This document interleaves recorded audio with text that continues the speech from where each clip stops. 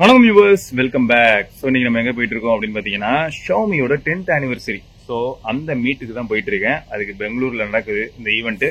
So இது ஃபுல்லாவே நான் எதுல ஷூட் பண்ண போறேன் அப்படின்னு பாத்தீங்கன்னு வைங்களேன், சாம்சங்கோட கேலக்ஸி ஃபோல்டு 4 அதுல தான் ஷூட் பண்ண போறேன். ஸோ எப்படி வருதுன்னு பாத்துடலாமா? போஸ் போஸ் நாய்க்குட்டியோட வணக்கம் வியூவர்ஸ்.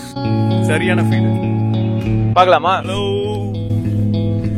Hello hello low.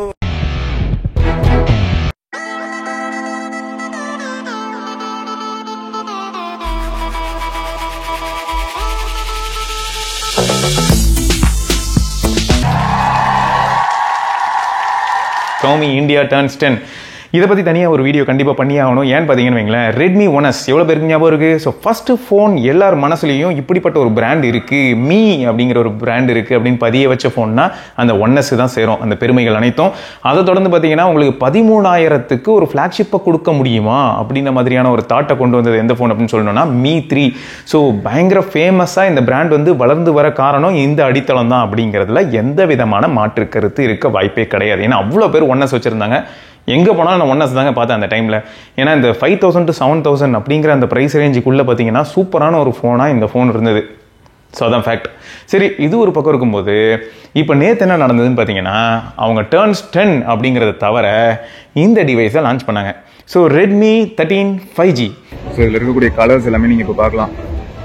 இதில் உங்களோட ஃபேவரட் கலர் இது, இந்த ப்ளூ, பிங்க்கு, நல்லா உத்து பார்த்தா கொஞ்சம் கிறிஸ்டல்ஸ்லாம் ஏதோ இருக்கிற மாதிரி இருக்கு, அந்த மாதிரி ஃபீல் ஆகுது. தெரியுதுன்னு நினைக்கிறேன், ஏதாவது ஒரு ஆங்கிள் தெரியுதா? So out of the box வந்து பார்த்தீங்கன்னா உங்களுக்கு வந்து ஆண்ட்ராய்டு 14 இருக்க போகுது அண்ட் ஹைப்பர் ஓஎஸ் வெர்ஷன் 1.0.2 இருக்க போகுது. ஸோ இதுக்கு வந்து 2 மேஜர் அப்டேட்டும் அதுக்கப்புறம் 4 வருஷம் செக்யூரிட்டி பேட்சும் கொடுக்குறதா சொல்லியிருக்காங்க. 33 வாட் சார்ஜர் உங்களுக்கு பாக்ஸில் வந்துடும். இது தவிர இதில் 5030 mAh பேட்டரி இருக்க போகுது. அண்ட் இதில் இருக்கிறது அதே 4 Gen 2 தான். மிஞ்சி போனால் 0.1 GHz இன்க்ரீஸ் பண்ணியிருக்கலாம். பட் அதை அவங்க என்னென்னு சொல்லிக்கிட்டாங்கன்னு பார்த்தீங்கன்னா ஆக்சலரேட்டட் எடிஷன் அப்படின்னு சொன்னாங்க. எல்சிடி பேனல் தான், பட் 120 Hz வரைக்கும் ரெஃப்ரெஷ் ரேட் இருக்கும். அண்ட் இந்த ரெஃப்ரெஷ் ரேட் வேரியபிளும் கூட. ஸோ 30 Hzலேருந்து 120 Hz வரைக்கும் வேரி ஆகும், டிபெண்டிங் ஆன் நம்ம என்ன பண்ணுறோன்றது. ஸோ இதில் வேற என்ன அப்படின்னு பார்க்கும்போது பிரைமரி சென்சாரை மாற்றி 108 மெகாபிக்சலாக மாற்றிட்டாங்க. பொறுத்த இருக்கும்ல, அதாவது இப்போ தான் நம்ம எஸ்ஆர்கேயோட அப்பாவுக்கு வந்து ரெட்மி 12 5G வாங்கியிருப்போம். அது 256 GB. ஸோ 256 GB இருந்தது, இப்போ ஏன் இல்லை அப்படின்னு கேட்டதுக்கு அவங்க சொன்ன பதில் என்னன்னு பார்த்தீங்கன்னா, எனக்கும் 256 GB கொண்டு வரணும்னு ஆசை தான். ஃபர்ஸ்ட் காம்படிஷன், செகண்ட் என்னன்னா ஜஸ்ட் இந்த சின்ன டிஃபரன்ஸ்க்காக 2,000 ரூபா இன்க்ரீஸ் ஆகுது, 2,500 ரூபா இன்க்ரீஸ் ஆகுது. இந்த 128 GBக்காக நான் 2,500 ரூபா ஸ்பெண்ட் பண்ணுறதுக்கு பதில் நான் வந்து என்ன பண்ண முடியும்னா ஒரு 256 GB கார்டோ இல்லாட்டி 512 GB மெமரி கார்டோ நான் வாங்கிப்பேன் மார்க்கெட்டில். அதை வாங்கி போட்டு நான் எக்ஸ்பேண்ட் பண்ணிட்டு போயிடுவேன். நான் எதுக்காக வந்து ஸ்பெசிஃபிக்காக உட்காந்து செலவு பண்ணணும் அப்படின்ற மாதிரியான கேள்விகள் நிறைய பேர் கேட்டிருக்காங்க. ஸோ இதை பற்றி நீங்கள் என்ன நினைக்கிறீங்கிறத மறக்காம கீழே கமெண்ட்டில் சொல்லுங்கள். ஏன்னா இது வந்து ஒரு முக்கியமான பாயிண்டாக கருதப்படுது. எனக்கு என்ன ஃபீல் ஆச்சுன்னா, கொடுக்கும் போதே ஒரு 826 கொடுத்தா நல்லா இருந்திருக்குமே அப்படின்னு தோணுச்சு. பட் இருந்தாலும் அவங்க தரப்புல இருந்து இந்த மாதிரியான ஒரு ஆன்சரை சொன்னாங்க. ஸோ இந்த டிவைஸ் வந்து 10th anniversary ஸ்பெஷல் அப்படின்னு சொல்லிட்டு ஒரு 1000 ரூபா கட் பண்ணாங்க. ஏன்னா என்ன பண்ணாங்கன்னா 13,999 அப்படின்னு சொல்லிட்டு அனௌன்ஸ் பண்ணிட்டு அதை 628 அப்புறம் பார்த்தா இல்லை இது 12,999 அப்படின்ற மாதிரி சொன்னாங்க. ஸோ இப்போ 13Kக்கு 4 Gen 2 தான், ஆனால் ஆக்சலரேட்டட் எடிஷனோட இந்த 13 5G இருக்க போது. ஸோ இப்போ தான் நான் யூஸ் பண்ண ஆரம்பிக்கிறேன். ஓப்பனாக சொன்னால் இப்போ இந்த வீடியோ எடுக்க ஆரம்பிக்கிறோம் இல்லையா, இப்போ தான் நான் யூஸ் பண்ண ஆரம்பிக்கிறேன். நம்ம கிட்ட இருக்கிறது வந்து இந்த தகதகன் மின்னக்கூடிய ஹவாயன் ப்ளூ அப்படிங்கிற கலர் தான். ஸோ இதை நான் யூஸ் பண்ணுவேன். யூஸ் பண்ணிட்டு ஓவரால் எப்படி இருக்குன்றதை நான் கண்டிப்பாக சொல்கிறேன். ஏன்னா ஆல்ரெடி 12 5G யூஸ் பண்ணியிருக்கேன். ஸோ அதுக்கு இதுக்கு என்ன மாதிரியான டிஃபரன்ஸ் இருக்குங்கிறத கண்டிப்பாக உங்களுக்கு நான் வந்து வேற ஒரு வீடியோவில் தெளிவாக இதை பற்றி தனியாக நம்ம கவர் பண்ணலாம். ஸோ ஓவரால் ஈவெண்ட்டை ஃபுல்லாக நான் கேப்சர் பண்ணது எதில் அப்படின்னு பார்த்தீங்கன்னா இந்த தலைவனில் தான். இவன் யாருன்னா நம்ம சாம்சங்கோட கேலக்ஸி ஃபோல்டு 4 ப்ரோ மொபைல்ஸ் கிட்ட இருந்து தான் கிடச்சிது. ஸோ எப்படி இருக்குன்னு சொல்லிட்டு எக்ஸ்ப்ளோர் பண்ணலாம் அப்படின்னும் போது இந்த டிவைஸை தான் கம்ப்ளீட்டாக இந்த மாதிரி ஷூட் பர்பஸ்க்காக யூஸ் பண்ணி பார்த்தேன். ஏன்னா கையில் ஹோல்டு பண்ணுறதுக்கு வந்து என்ன தான் ஹெவியான ஒரு ஃபோனாக இருந்தாலும் S23 அல்ட்ராவோட இது லைட்டாக ஹெவியாக தான் ஃபீல் ஆகும். ஆனால் ரொம்ப நேரோவாக இருக்கும் இல்லையா. ஸோ ஹோல்ட் பண்ணி வீடியோ எடுக்கிறதுக்கு எப்படி இருக்குது, ஓவராலாக இந்த ஈவெண்ட்டை ஃபுல்லாக கவர் பண்ண ட்ரை பண்ணால் இதில் எப்படி எடுக்க முடியுது அப்படின்னு ட்ரை பண்ணலாமே தான் பார்த்தேன். மற்றபடி வேறு எதுவும் இல்லை. ஸோ ப்ரோ மொபைல்ஸில் இந்த டிவைஸ் வந்து 56Kக்கு விற்கிறாங்க வித் பாக்ஸ். சரியா, ஃபோல்டு 4 தான் வித் பாக்ஸு. ஆக்சசரின்னு என்ன இருக்க போகுது, அந்த கேபிள் இருக்கும், அப்புறம் பேப்பர் ஒர்க்ஸ் இருக்கும். ஸோ இதுதான் வந்து இந்த டிவைஸு. ஸோ 56Kக்கு இருக்குது. நான் ப்ரோ மொபைல்ஸோட டீடைல்ஸ் வந்து நான் டிஸ்கிரிப்ஷனில் போட்டுறேன், அண்ட் கமெண்ட்லேயும் வேணாலும் பின் பண்ணி வைக்கிறேன். நீங்கள் அவங்கள வந்து ரீச் பண்ணி நேரில் போய் மீட் பண்ணி கூட இந்த டிவைஸை வாங்கிக்கோங்க. ஓகே, அடுத்து ஸோ இந்த ஓவரால் ஈவெண்ட்டில் வந்து அடுத்து யார் அப்படின்னு பார்த்தா பவர் பேங்க் ஒரு ரீஎன்ட்ரி. பாக்கெட் பவர் பேங்க்னு ஒன்று கொண்டு வந்துருக்காங்க. இந்த பாக்கெட் பவர் பேங்க் கொஞ்சம் நல்லாவே இருந்தது. ஏன்னு பார்த்தீங்கன்னா அதுலேயே ஒரு சி கேபிள் வந்துருது. இந்த மாதிரி இவங்க தான் ஃபஸ்ட்டு பண்ணுறாங்க இல்லைங்க, நிறைய பேர் பண்ணுறாங்க. இந்த போர்ட்ரானிக்ஸ், ஆம்ரனி, நிறைய பிராண்ட்ஸ் நீங்கள் பார்த்துருப்பீங்க. ஸோ அவங்களும் பண்ணியிருப்பாங்க, இவங்களும் பண்ணியிருக்காங்க. சரியா, ஓகே. கனெக்ட் பண்ணியாச்சு. குவிக் சார்ஜ் அப்படின்னு காட்டுதுல்ல. இதுலேயே நான் என்ன பண்ணியிருக்கேன்னா இப்போ A to C cable connect பண்ணியிருக்கேன். இப்போ பாருங்க மீ டர்போ சார்ஜ் வருது. ஸோ அதாங்க என்ன ஆகுதுன்னு பார்த்தீங்கன்னா டேரெக்டாக இதில் இருக்கக்கூடிய கேபிள் வச்சு நம்ம சார்ஜ் போட்டோம்னு வைங்களேன். இந்த கேபிள் வழியாக சார்ஜ் போட்டால் எனக்கு தெரிஞ்சு குவால்காமோட குவிக் சார்ஜ் ஒர்க் ஆகுது. பட் இதுவே வந்து நம்ம ஒரு A to C கேபிளோ இல்லாட்டி C to C கேபிளோ யூஸ் பண்ணால் 22.5 வாட் அந்த பவரில் சார்ஜ் வருது. ஸோ மீ டர்போ சார்ஜிங்னு காட்டுது. அடுத்தது பார்த்தீங்கன்னா நம்ம பட்ஸ். ஸோ பட்ஸ் என்னன்னு பார்த்தா இவங்க நானும் வருண் பாசம் தான் பக்கத்தில் உட்காந்து யோசிச்சுட்டு இருக்கோம். இந்த பட்ஸை வந்து பெருசாக சொல்கிறாங்களே, ரெட்மி பட்ஸ் 5Cன்னு சொல்கிறாங்களே, இது எந்த அளவுக்கு இம்ப்ரெசிவாக இருக்கும். ஒரு வேளை வந்து 2500 ரூபாய் 2999 ரூபான்னு சொல்லிடுவாங்களா, 40 dB ANC ஹைப்ரிட் அது இதுன்னு சொல்கிறாங்களே அப்படின்னு சொல்லி நாங்கள் யோசிச்சுட்டு இருந்தோம். 36 hours ப்ளே டைம் இருக்குன்னு சொல்லியிருந்தாங்க. பட் அவங்க வந்து 1999 போட்டதுக்கப்புறம் ஓகே ஓரளவுக்கு வந்து சேலஞ்சிங்காக இருக்கிறதுக்கான வாய்ப்பு இருக்குது அப்படின்னு தான் தோணுச்சு. ஏன்னா இதே பட்ஜெட்டில் பார்த்தீங்கன்னா உங்களுக்கு CMFல கிடைக்கும், நிறைய பிராண்ட்ஸில் கிடைக்கும். ரெட்மிலேயே ஆல்ரெடி பழசு இருக்கும், ரியல்மில இருக்கும், ஓப்போலையும் ஏதாவது பழைய மாடல்ஸ் ஏதாவது ஒரு சிலதெல்லாம் இருக்கும் என்ட்ரி லெவலில். ஸோ இவ்வளோ TWSக்கு மத்தியில் இது ஸ்கோர் பண்ண வாய்ப்பு இருக்கான்னு பார்த்தா கொஞ்சம் குவாலிட்டி ஆஸ்பெக்ட்லையும் சரி அண்ட் மியூசிக் ஆஸ்பெக்ட்லையும் சரி கொஞ்சம் நல்லா இருந்ததுங்க. நான் அங்கேயே வந்து லைவாக எக்ஸ்பீரியன்ஸ் பண்ணி பார்த்தேன், நல்லா தான் பண்ணியிருந்தாங்க.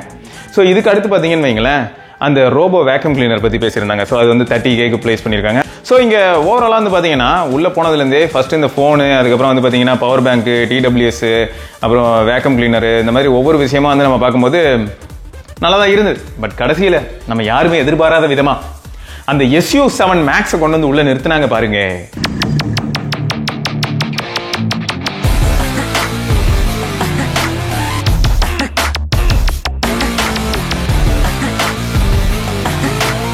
அது பயங்கரமா இருந்ததுங்க. அதான் ஃபேக்ட். ஏன்னா இவ்வளவு நேரம் நம்ம பார்த்த ப்ராடக்ட் வந்து எல்லாருமே இந்த ஸ்டேஜில் எக்ஸ்பெக்ட் பண்றதுக்கான பாசிபிலிட்டி இருக்கு. பட் யாருமே எதிர்பாராத விதமா, ஏன்னா ஆல்ரெடி வந்து புலி வருது மாதிரி தான் எல்லாருமே எதிர்பார்த்துட்டு இருந்தாங்க. இந்த SU7 வந்து எப்பயாவது ஷோகேஸ் பண்ணுவாங்களான்னு.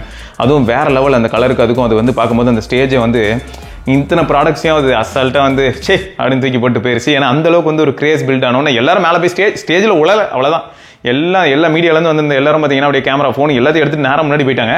ஸோ அவங்க இத்தனைக்கும் பார்த்தீங்கன்னா நீங்கள் பார்த்துருப்பீங்க, முரளிகிருஷ்ணா இருக்கட்டும், அப்புறம் நம்ம சந்தீப்பா இருக்கட்டும், அப்புறம் அனுஜா இருக்கட்டும், எல்லாருமே கையில் வந்து ஃபோனை பிடிச்சிட்டு இப்படி நிற்கும் போது எல்லாரும் ஃபோனை பார்க்கறதுக்கு முன்னாடி போனாங்களோ இல்லையோ, அவங்களுக்கு பின்னாடி இருக்கக்கூடிய அந்த SU7 பார்க்கறதுக்கு தான் அவ்வளோ பெரிய க்ரௌட் இருந்தது, பயங்கரமாக இருந்தது. ஸோ அந்த SU7 அவங்க டெமோ பண்ணி வச்சிருந்தாங்க. அது டெமோனா என்ன, அவங்க ஓட்டிலாம் காட்டலதுக்கப்புறம் அது சந்தீப் தான் ஓட்டிட்டு வந்தாப்புல. அதே மாதிரி சந்தீப் தான் ஒரு செம்ம எக்ஸிட் கொடுத்தாங்க. 4 பேருமே காரில் ஏறுவாங்க, அப்படி கிளம்பி போயிடுவாங்க. ஸோ ஈவெண்ட் க்ளோஸ் ஆகிடும். ஸோ அது தவிர என்ன பண்ணியிருந்தாங்க அப்படின்னு பார்த்தா பின்னாடி அவங்களோட ஒரு சில ப்ராடக்ட்ஸை டெமான்ஸ்ட்ரேட் பண்ற மாதிரி கூட இல்லைங்க, ஷோகேஸ் பண்ணி வச்சிருந்தாங்க. ஸோ நம்ம அது கூட இன்ட்ராக்ட் பண்ண முடியாது. பட் அவங்க கிட்ட என்னென்ன மாதிரியான ப்ராடக்ட்ஸ் இருக்கு, அந்த சைபர் டாக் இந்த மாதிரியான விஷயங்களை கூட வந்து பின்னாடி வச்சிருந்தாங்க. ஸோ நம்ம யூஸ் பண்ண முடியாது, பட் நம்ம பார்க்கலாம், அவ்வளோதான்.